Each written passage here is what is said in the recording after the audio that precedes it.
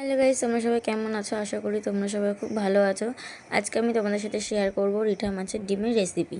তোমরা কিন্তু এই ডিমগুলো কখনো তেলে ভাজবে না, তাহলে কিন্তু তোমাদের চোখ মুখ পুড়ে যাবে। এই ডিমগুলো কিন্তু ফাটে। আমি যেভাবে তোমাদের সাথে রান্নাটা শেয়ার করছি ঠিক তোমরা সেভাবেই করবে। তোমরা রিঠা মাছের ডিমগুলো একটু ভালো করে ধুয়ে নেবে। ধুয়ে তার মধ্যে তোমরা গরম জল করবে। গরম জল করে তারপর মাছের ডিমের ওপরে গরম জলটা দিয়ে দেবে। সামান্য একটু লবণও দিয়ে ওটা ঢেকে রেখে দেবে। ঢাকা দেওয়া রাখার পরে কড়াইতে তেল দেবে। তেল দিয়ে আলুগুলো ভেজে নেবে, ভেজে তুলে নেবে। এবার ওই তেলটার মধ্যে শুকনো লঙ্কা তেজপাতা ফোড়ন দেবে।